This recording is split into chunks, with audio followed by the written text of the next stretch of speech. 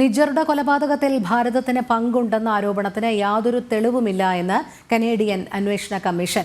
നിജറുടെ കൊലപാതകത്തിൽ വിദേശ ഇടപെടൽ അന്വേഷിക്കുന്ന മാരി ജോസ് ഹുഗ് കമ്മീഷനാണ് റിപ്പോർട്ട് നൽകിയിരിക്കുന്നത്. കൊലപാതകത്തിൽ ഭാരതത്തിന് പങ്ക് എന്ന ജസ്റ്റിൻ ട്രൂഡോയുടെ ആരോപണം ഖാലിസ്ഥാൻ പ്രീണനത്തിന് മാത്രമെന്ന് ഇതോടെ തെളിയുകയാണ്.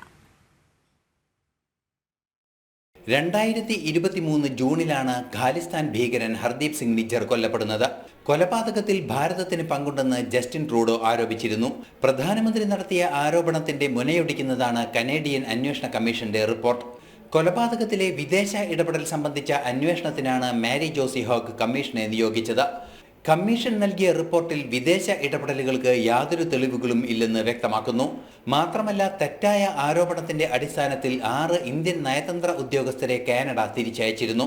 ഇക്കാര്യവും റിപ്പോർട്ടിൽ പരാമർശിക്കുന്നുണ്ട്. ഖാലിസ്ഥാൻവാദികളുടെ രാഷ്ട്രീയ വിഭാഗമായ ന്യൂ ഡെമോക്രാറ്റിക് പാർട്ടി ജസ്റ്റിൻ ട്രൂഡോയ്ക്ക് പിന്തുണ നൽകിയിരുന്നു. ഈ വിഭാഗത്തെ പ്രീതിപ്പെടുത്താനുള്ള നീക്കമാണ് ട്രൂഡോ നടത്തിയതെന്ന് റിപ്പോർട്ട് പുറത്തുവന്നതിലൂടെ വ്യക്തമാവുകയാണ്. ഭാരതത്തിന് കൊലപാതകത്തിൽ പങ്കുണ്ടെന്ന് പാർലമെന്റിൽ പോലും ജസ്റ്റിൻ ട്രൂഡോ ആരോപണം ഉന്നയിച്ചിരുന്നു. ശക്തമായ പ്രതിഷേധം ഭാരതത്തിന്റെ ഭാഗത്തു നിന്ന് ഉണ്ടാവുകയും ചെയ്തു. ഇരു രാജ്യങ്ങളും തമ്മിലുള്ള നയതന്ത്ര ബന്ധം ഈ നിലപാട് തകർക്കുകയും ചെയ്തു. തെളിവുകളല്ല, ഇന്റലിജൻസ് റിപ്പോർട്ടുകൾ മാത്രമാണെന്ന് പിന്നീട് ട്രൂഡോ തിരുത്തി പറഞ്ഞു. ഇതിനുശേഷം ന്യൂ ഡെമോക്രാറ്റിക് പാർട്ടി ട്രൂഡോയ്ക്കുള്ള പിന്തുണ പിൻവലിക്കുകയും ചെയ്തിരുന്നു.